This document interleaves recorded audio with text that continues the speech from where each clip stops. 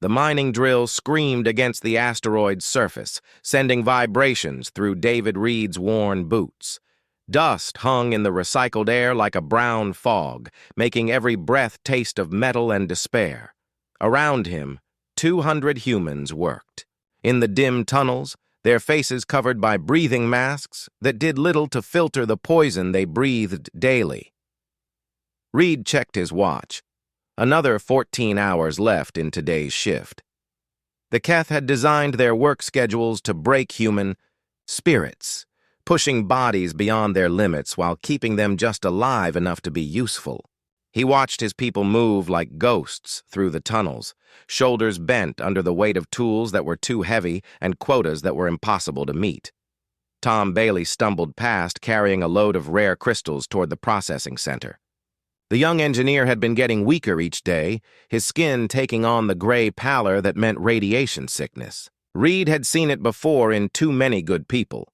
The Keth medical supplies were reserved for their own kind, leaving humans to suffer and die from the very materials they were forced to extract. Overseer Thane emerged from the main tunnel, his crystalline exoskeleton catching the harsh work lights. The Keth stood nearly 8 feet tall, his biomechanical implants clicking as he moved. His species had ruled the galaxy for 3,000 years, building their empire on the backs of conquered worlds. Humans were just the latest addition to their collection of slave races. "Production is down 12%, Thane announced, his voice carrying the electronic distortion of his translator implant. "The quota must be met or there will be consequences." Reed stepped forward carefully. After 5 years of managing this operation, he had learned to read the aliens' moods. Thane was angry today, which usually meant someone would suffer. "Sir, the eastern tunnel collapsed yesterday. We lost 3 hours clearing the debris. If we could get some proper support beams—" "Excuses," Thane cut him off. "Your species makes too many excuses. This is why you were conquered so easily." The words stung, because they carried truth. When the Keth ships had appeared in Earth's skies 50 years ago, humanity had barely begun to explore their own solar system. The war had lasted 6 months.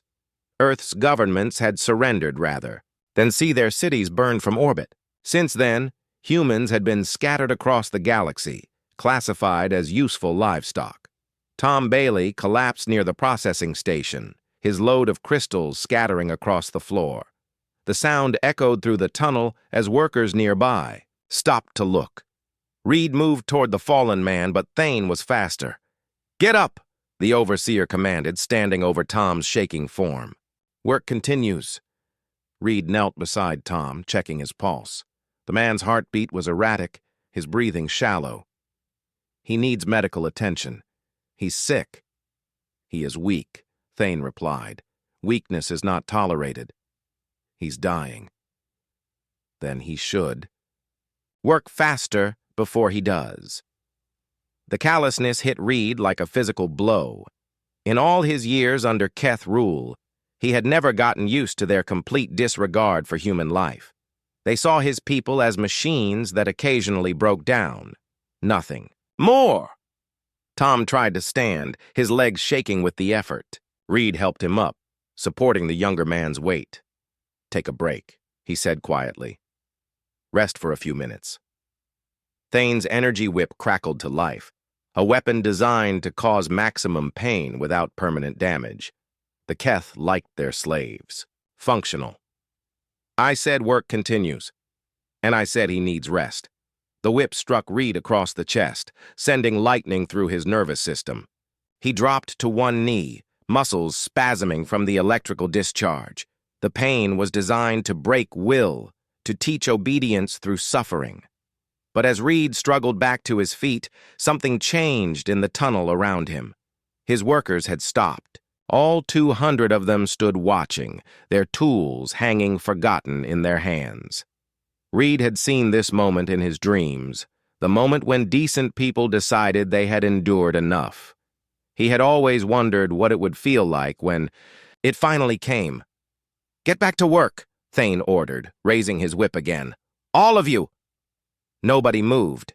Reed wiped blood from his mouth and stepped between the overseer and his people. 50 years of occupation, 5 years of managing this hell, countless friends lost to radiation and overwork, all of it crystallized into a single word that came from somewhere deep in his chest. No. The word hung in the recycled air like a challenge. Thane's mechanical implants whirred as he processed what he had heard. In 3 millennia of empire, subject species learned to obey or they learned to die. Simple defiance was not something his kind understood. What did you say? Reed felt his workers move behind him, forming a loose circle around their fallen friend. These were not soldiers or revolutionaries. They were farmers and teachers, engineers and doctors, people who had been stolen from their homes and forced into slavery. But they were also human, and humans had their limits. I said no. Reed's voice carried clearly through the tunnel. Tom is sick. He needs medical care. We're not moving until he gets it. Thane's whip struck again, this time with enough force to drop Reed completely. But before the overseer could strike a third time, Mary Chen stepped forward. The former teacher from New Shanghai had been working the mines for 3 years, her hands now as calloused as any miner's. You heard him, she said simply. Others joined her. Workers from a dozen different Earth nations, speaking different languages but united by shared suffering. They formed a wall around Reed and Tom, their faces showing the kind of determination that had carried their species through ice ages and world wars. Thane looked around the tunnel, his alien features unreadable behind his helmet. For the first time in his career, he faced something his training had not prepared him for, humans who were no longer afraid. You will all be punished for this, he said finally. Reed pulled himself upright, leaning on Mary's shoulder. Maybe. But Tom still needs medical care. The standoff lasted another hour before Thane finally called for a medical transport. As the automated stretcher carried Tom away, Reed knew their small victory had come at a price. Word would spread through the Keth command structure. Consequences would follow. But as he looked at the faces around him, Reed saw something that had been missing for too long. Hope. For 50 years, humanity had bent beneath the Keth boot. Today, for the first time, they had stood up straight. The sea. Rebellion had begun with a single word. Sometimes that was all it took. The message arrived hidden in a routine supply manifest, buried in shipping codes that only another human would recognize. Kate Williams decoded it while standing in the middle of Nerion's largest antimatter processing facility, surrounded by 3,000 workers who had no idea their world was about to change.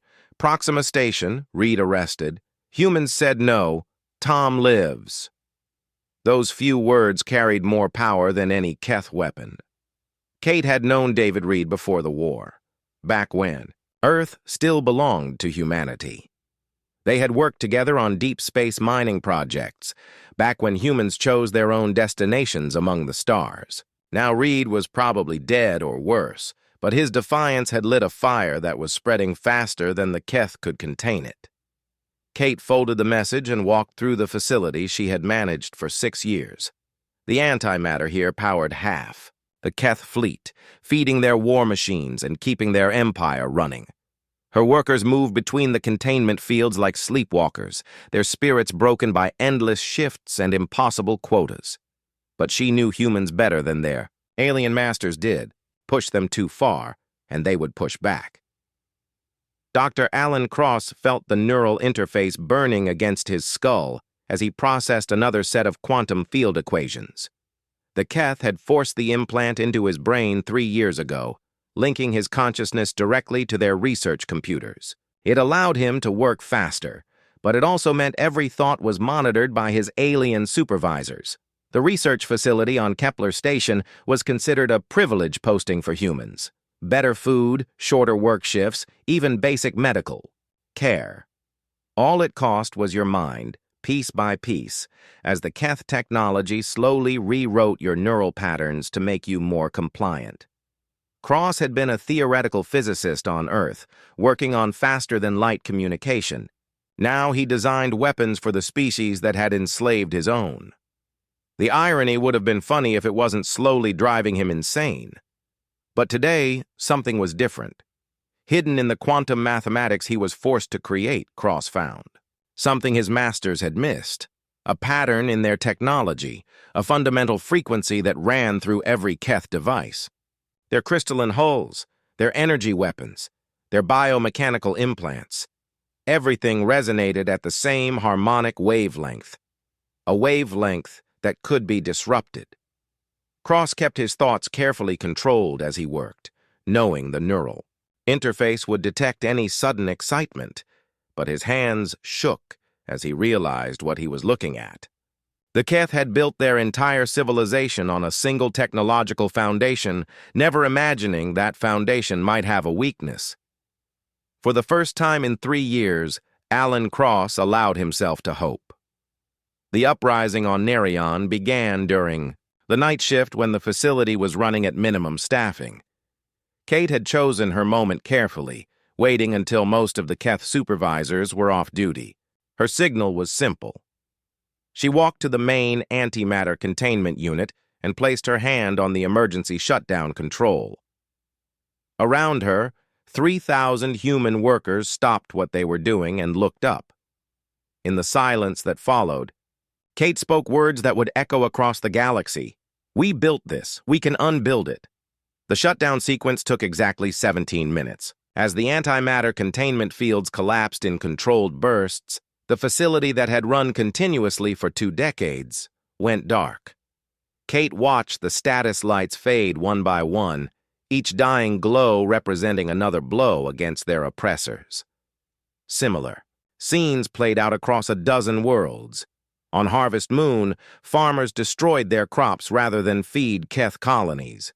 On the industrial world of Titan's Rest, human workers sabotaged the shipyards that built the alien fleet. The rebellion spread through hidden networks and coded messages, carried by maintenance workers and transport pilots who had been invisible to their masters for so long. The response was swift and terrible. Admiral Corvin arrived at Narration with a battle fleet that blotted out the star.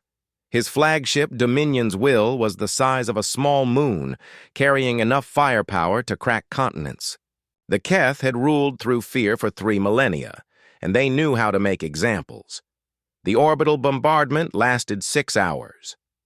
Kate Williams died with her facility, choosing to stay at her post rather than flee. Her last transmission was picked up by communication networks across human space, not words, but the sound of her laughing as the bombs fell around her. On Kepler Station, Cross watched the reports with growing horror and determination. The Keth were killing thousands, but their brutality was having an unexpected effect. Instead of breaking human resistance, it was hardening it into something unbreakable. Every death created 10 new rebels. Cross made his decision during a routine data transfer, uploading his discovery about Keth technology to the facility's main computer. But instead of limiting access to his alien supervisors, he broadcast the information on every frequency he could access. The transmission lasted less than 10 seconds before security systems cut him off, but it was enough. The message reached human settlements across 50 star systems before the Keth could stop it. Technical specifications, harmonic frequencies, detailed analyses of enemy technology. Everything wrapped in a simple statement that became the rebellion's new battle cry. "We are not defenseless. We are not weak. We are human." Cross felt the neural interface burning as Keth security forces stormed his laboratory. The alien technology in his brain was trying to shut down his higher functions, turning him into a compliant drone. But he fought it with every ounce of will he possessed, holding on to his humanity until the very end. They found him dead at his workstation, the neural interface overloaded and smoking. But his data had already spread too far to contain. Across the galaxy, humans began to disappear from their assigned posts. They took tools and weapons, medical supplies, and technical knowledge. Most importantly, they took hope. The Keth responded with even greater violence, glassing entire settlements from orbit. But for every human they killed, 5 more vanished into the wilderness areas and forgotten ruins that dotted every colonized world. The galaxy's servitor race was learning to hide, to fight, to strike back. In the asteroid field where David Reed had made his first stand, a hidden base began to take shape. Built from salvaged materials and defended by converted mining equipment, it became the heart of something the Keth had never faced before, an organized human resistance. Reed himself had escaped during a prisoner transport ambush, his people refusing to abandon their leader. Now he stood in the command center of their hidden refuge, looking at reports from across the galaxy. The numbers were staggering. Millions of humans had joined the rebellion, turning decades of oppression into fuel for revolution. Mary Chen, the teacher who had stood beside him in the tunnels, placed a hand on his shoulder. Kate's sacrifice worked. The entire Narration sector is in chaos.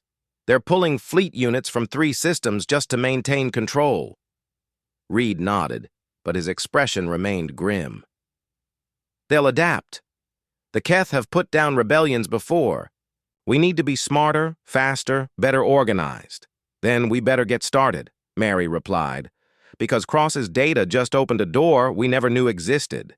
If we can build weapons based on his discoveries, we can hurt them, Reed finished. Really hurt them. Outside their hidden base, the stars burned with the light of distant battles. The human rebellion had begun in a mining tunnel with a single word of defiance. Now it was becoming something the Keth Empire had never faced, a war they might actually lose. 5 years had passed since the first human spoke the word that changed everything. The galaxy looked the same from space, the same trade routes, the same colonies, the same Keth patrol fleets moving between systems like clockwork. But beneath, the surface, a shadow war raged that was tearing the Empire apart from within. Beth Stone crouched in the maintenance shaft above Titan's Rest naval yards, watching Keth engineers work on their latest dreadnought through a ventilation grate. The massive ship stretched for 2 kilometers, its crystalline hull gleaming under the construction lights. It was designed to carry enough firepower to sterilize entire worlds, another tool of oppression in the Keth arsenal. In 6 hours, it would be space debris. Stone had been a shuttle pilot before the rebellion, ferrying supplies between human settlements under the watchful eyes of alien guards.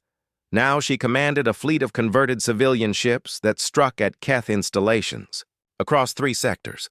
Her people called her Ghost because she had a talent for appearing where the enemy least expected her. The device in her hands was smaller than a lunchbox, but it contained 5 years of human ingenuity.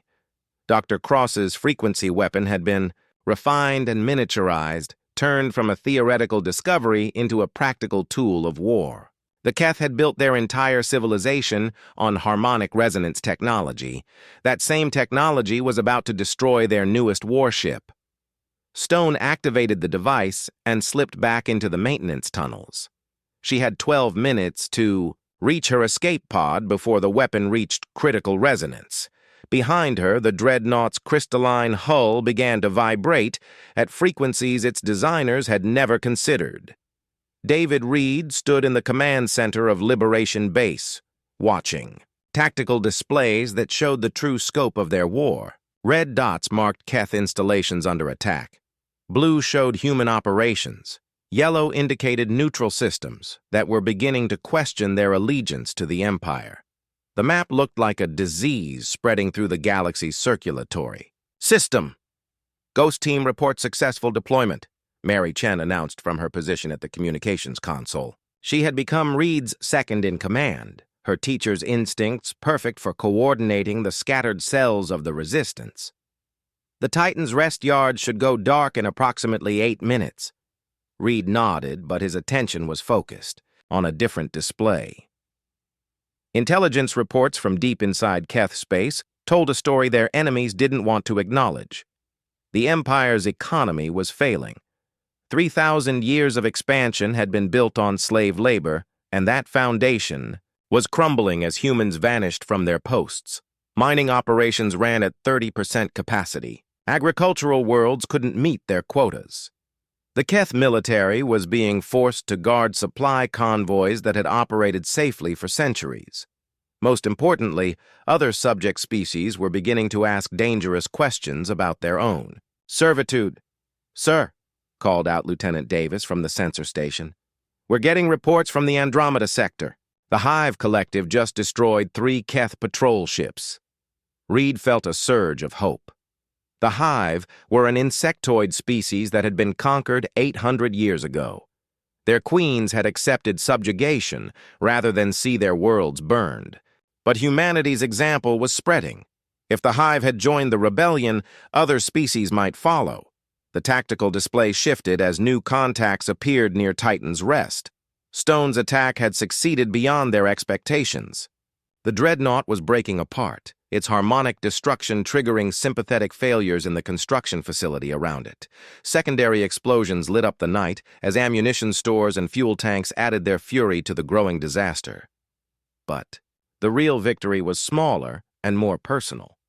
Hidden among the technical specifications in their intelligence reports was a name Reed recognized: Tom Bailey, the engineer whose illness had sparked the first human act of defiance. He was alive, working with a resistance cell on Kepler Station, helping to build the weapons that were dismantling the Keth war machine. "Ghost team to base." Stone's voice crackled over the communications system. "Package delivered successfully. Recommend immediate withdrawal from Titan sector." "Acknowledged, Ghost," Mary replied. "Safe travels." Reed smiled as he listened to the exchange. 5 years ago, these people had been miners and teachers, farmers and mechanics. The Keth had seen them as useful animals, suitable only for manual labor. Now they were proving that humanity's greatest strength had never been their bodies. It was their ability to adapt, to learn, to become whatever the situation required. The next phase of their plan was already in motion. While Stone's teams hit military targets, other cells were making contact with alien species across the galaxy. The message was simple: the Keth could be beaten, but only if the conquered worlds stood together. On the water world of depths, human, ambassadors met with the aquatic natives who had been enslaved for 6 centuries. Their crystalline cities beneath the waves had once been centers of art and philosophy. Now they served as processing centers for the organic compounds that fed Keth biotechnology. The ambassador was a former marine biologist named Robert Kim, who had learned to communicate with the depths through a combination of sonar pulses and bioluminescent displays. His message was translated into patterns of light that danced through the underwater cities like living poetry. "We stand with you. Stand with us." The response came as a low-frequency vibration that human equipment could barely detect. It carried emotions that had no translation: hope mixed with ancient pain, determination tempered by centuries of defeat. But the meaning was clear enough. The depths were ready to fight. Similar meetings took place across the galaxy. The energy, beings of the bright nebula, who had been harvested for their life force for 2 millennia. The stone shapers of granite, whose architectural skills had built the Keth capital. The plant singers of verdant, whose agricultural knowledge fed half. The Empire. Each species brought their own strengths to the growing alliance. The Hive contributed their perfect coordination and industrial capacity. The depths offered stealth and underwater bases beyond Keth detection. The Bright provided energy manipulation that could disable entire fleets.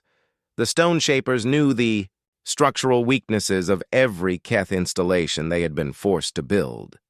But it was humanity that provided the spark, the willingness to take the first step toward freedom, regardless of the consequences. Reed found himself thinking about that moment in the mining tunnel, when he had spoken a single word that changed the course of galactic history.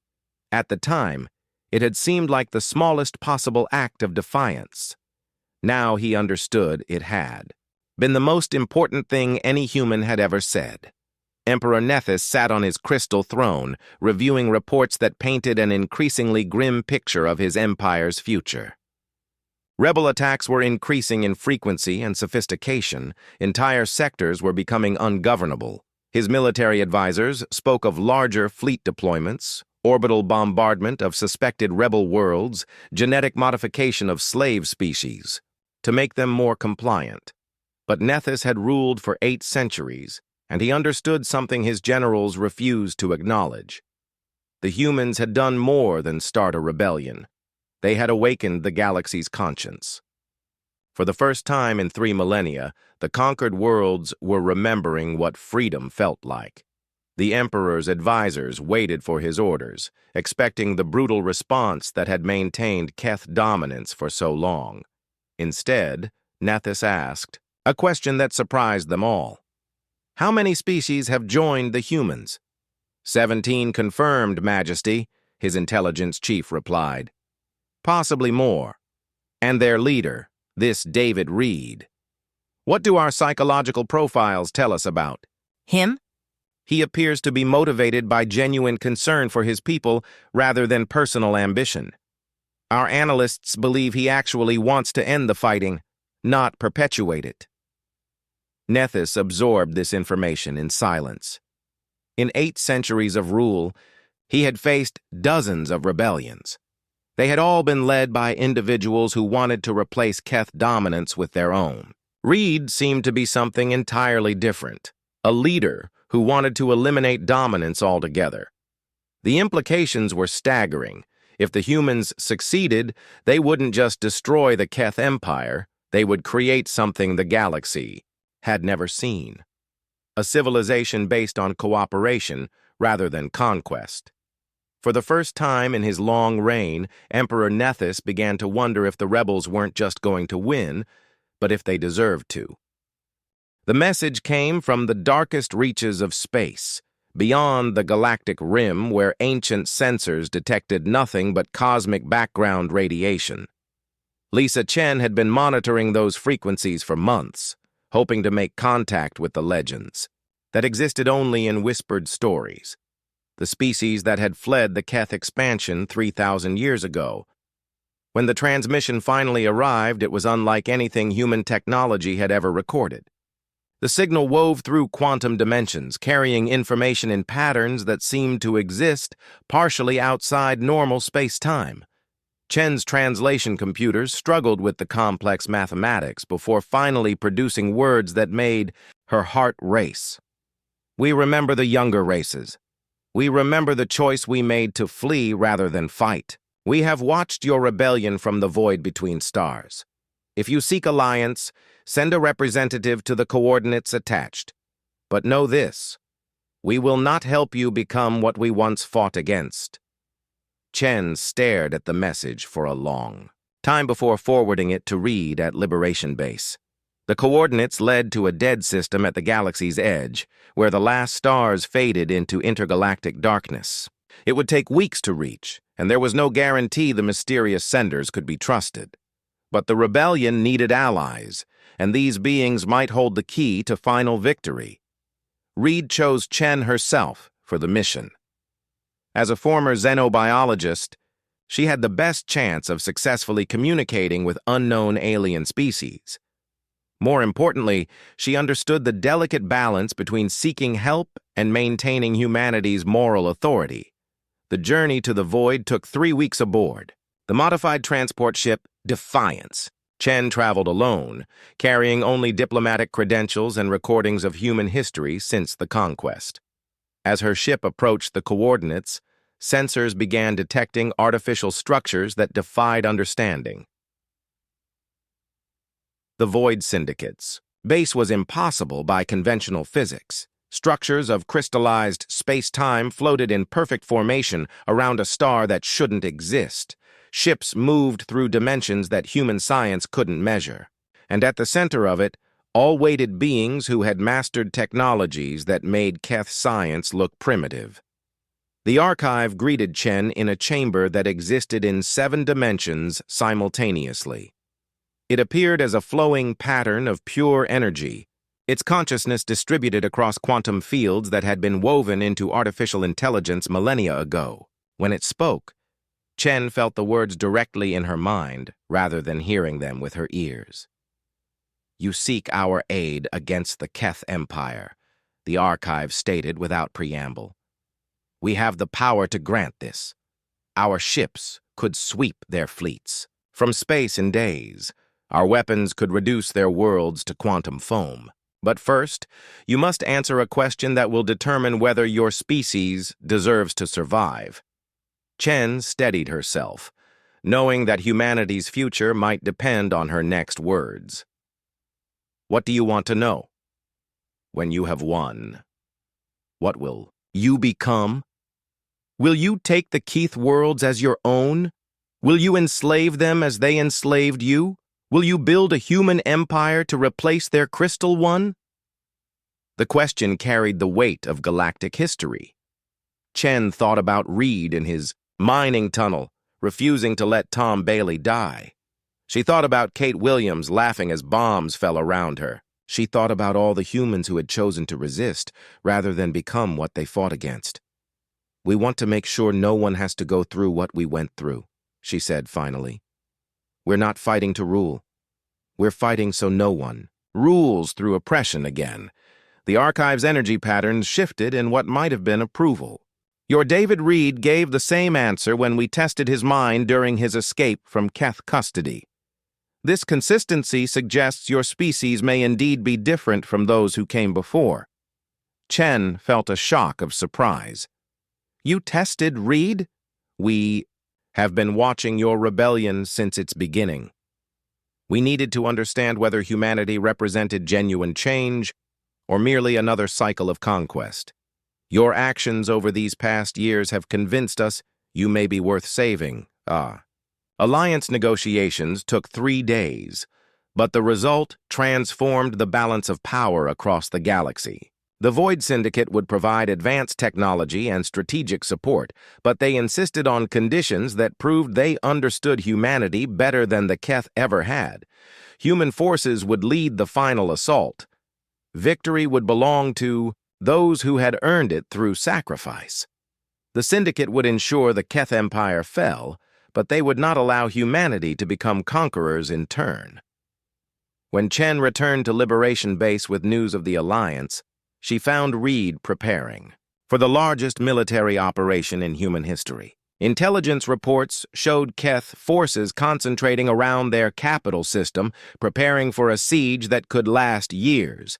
But the humans had no intention of giving them that time. Admiral Price, a former Earth Navy officer who had spent 5 years building humanity's rebel fleet, stood before holographic displays showing the assembled armada. 500 human ships, supported by vessels from 17 allied species and enhanced with Void Syndicate technology.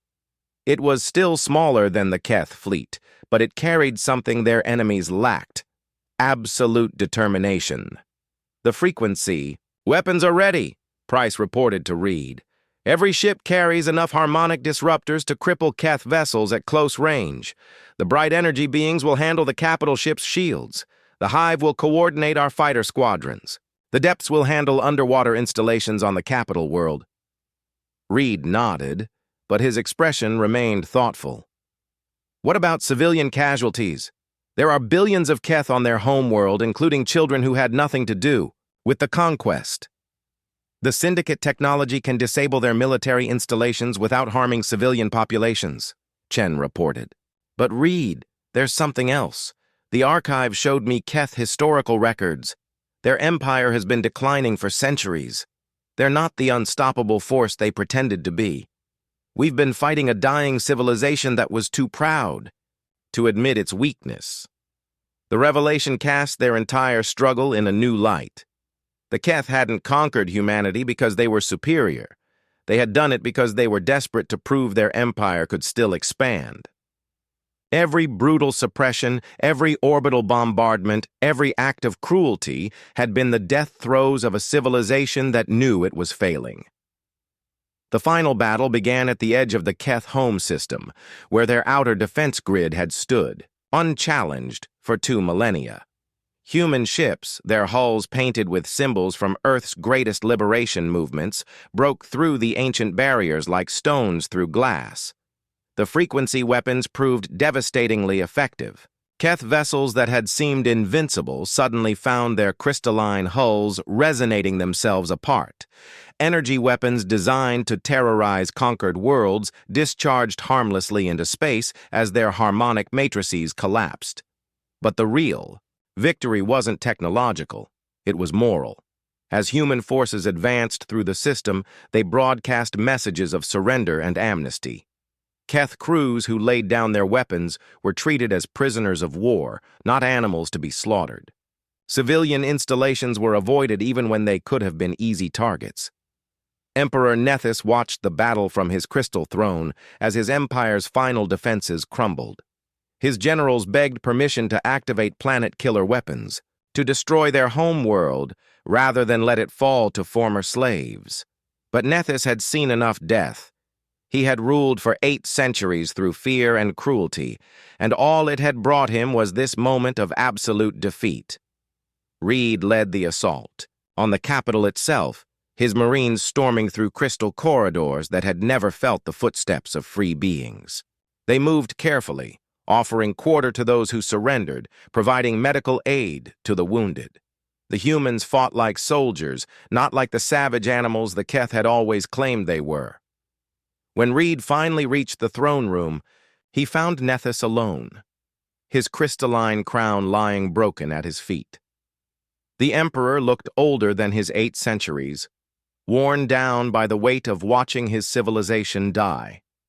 "I expected you to come with chains," Nethys said quietly. "That is what we would have done." Reed holstered his weapon and stepped forward, his scarred face showing exhaustion rather than triumph. "Your empire is finished, but you're not. The question now is whether you'll help us build something better." Outside the palace, the sounds of battle were fading as Keth forces throughout the system laid down their arms. The revolution that had begun in a mining tunnel with a single word was finally complete. But for Reed, the real work was just beginning. The age of empires was ending. The age of cooperation was about to begin. The morning sun rose over New Geneva for the first time in 3 years, its light catching the crystal spires that had once been Keth administrative centers. Children ran through gardens that had been built over the ruins of processing facilities, their laughter mixing the voices of a dozen different species. It was the sound of hope made audible. David Reed walked through the settlement he had helped establish, watching the daily miracle of former enemies learning to live together. A young Keth child was teaching a human girl how to shape crystal formations with harmonic frequencies. Nearby, hive workers collaborated with human engineers on designs for new homes that could accommodate radically different physiologies. 2 years had passed since the fall of the Keth Empire, and the galaxy was still learning how to function without masters and slaves. The transition had not been easy. Some Keth refused to accept the new order, launching guerrilla attacks from hidden bases. Former slave species struggled with trauma and the sudden responsibility of governing themselves. Pirates and warlords had tried to fill the power vacuum left by the Empire's collapse, but humanity's greatest contribution to the galaxy had proven to be not their military prowess, but their ability to unite diverse peoples around shared principles. The Galactic Council, that now governed interspecies relations, operated from the former Keth capital, its chambers filled with voices that had been silenced for millennia. Reed checked his watch as he walked toward the council complex. Today marked the 2nd anniversary of liberation, and representatives from across known space had gathered to address the challenges that still faced their fragile alliance. As first speaker, a title he had accepted reluctantly, and only after being elected by representatives of 43 different species, Reed would need to guide discussions about everything from trade disputes to war crime tribunals. The council chamber had been built in the ruins of Emperor Nethys's throne room, its walls decorated with artwork from every member species. The contrast with the old empire's aesthetic could not have been starker. where crystal and metal had once projected power and dominance, living murals now celebrated diversity and cooperation. Dr. Tom Bailey, the engineer whose illness had sparked the first act of human defiance, now served as director of the Galactic Science Consortium. His opening presentation focused on joint research projects that were revolutionizing technology across multiple fields. Keth harmonic science combined with Hive collective processing was producing advances in faster-than-light communication. Depth's bioengineering merged with human adaptability was creating new forms of space habitat. The knowledge we're sharing represents 3,000 years of accumulated science, Bailey reported to the assembled delegates. For the first time in galactic history, that knowledge is being used to improve lives rather than conquer worlds. Commander Beth Stone, now Admiral Stone and head of the Galactic Defense Force, presented the security report with characteristic efficiency. The integrated fleets that protected trade routes and vulnerable systems were working better than anyone had dared hope. Former enemies fought side by side, their diverse technologies and tactics creating defensive capabilities far superior to anything the old empire had achieved. Pirate attacks are down 60% from last year, Stone reported. The warlord coalition in the Vega sector has been contained. Most importantly, we've had no incidents of member species using military force against each other. The principle of peaceful resolution is holding. The report that drew the most attention came from Lisa Chen, now serving as Director of Reconstruction. Her teams worked across the galaxy, helping former slave worlds rebuild their societies and former Keth colonies adapt to life without imperial support. The challenges were enormous, but progress was measurable. We've established self-governing councils on 347 worlds, Chen reported. Educational programs have reached 12 million beings, teaching everything from basic literacy to advanced democratic principles. The trauma counseling centers are helping heal wounds that go back generations.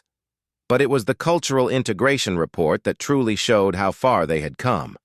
On worlds where different species had once been segregated by imperial decree, mixed communities were flourishing. Interspecies marriages were producing children who represented the literal future of galactic civilization. Art, music, and literature were exploding in new directions as different aesthetic traditions merged and evolved. Reed listened to each report with quiet satisfaction, but he knew the real test of their new civilization lay not in statistics, but in daily choices. When conflicts arose between member species, did they reach for weapons or for negotiation?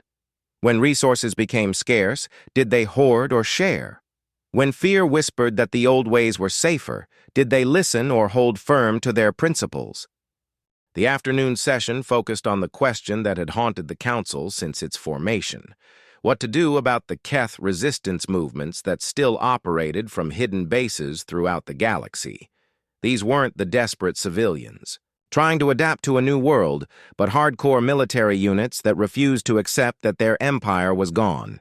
General Marcus Webb, a former Keth officer who had joined the rebellion during its final stages, provided intelligence on the holdout forces. His presence at the Council represented one of their greatest successes, proving that redemption was possible even for former oppressors. The resistance groups are running out of supplies and popular support, Webb reported. Most Keth civilians want peace, not a return to war. But the hardliners still control significant military assets, including at least 3 planet-killer weapons. The debate that followed revealed the philosophical heart of their new civilization. Some delegates argued for military strikes to eliminate the threat quickly. Others pushed for continued negotiation and amnesty offers.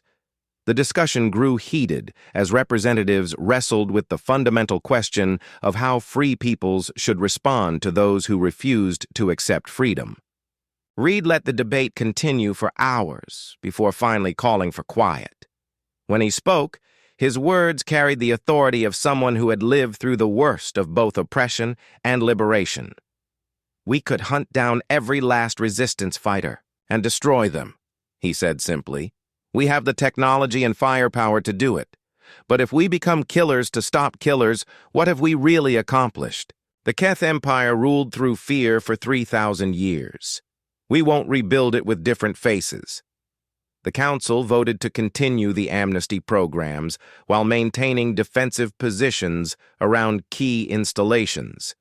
It was a compromise that satisfied no one completely, but it represented the kind of difficult moral choice that defined their new way of governing. As the session ended, Reed found himself walking through the memorial gardens that surrounded the council complex. Each garden represented one of the species that had suffered under Keth rule, filled with plants and monuments that honored their struggles and sacrifices. The human section was relatively small, but at its center stood a simple stone marker, bearing the names of everyone who had died in the rebellion. Kate Williams was there, along with thousands of others who had chosen resistance over submission. Reed paused at each familiar name, remembering faces and voices that had been silenced by violence but had somehow outlived their killers. Emperor Nethys found him there as the sun was setting, the former ruler now serving as a cultural advisor to the council. Age had bent his crystalline frame, and his once magnificent biomechanical implants had been replaced with simpler devices that helped him function in a world he no longer controlled. "Your people could have destroyed us completely," Nethys observed, settling onto a bench beside the memorial wall. "After everything we did to you, everyone would have understood. Why didn't you?" Reed considered the question while watching children play in the distance. A mixed group was building something elaborate out of crystal fragments and metal scraps, their young voices negotiating in 3 different languages about architectural details. "Because we remembered what it felt like to be destroyed," Reed said finally. "Look at them, Nethys.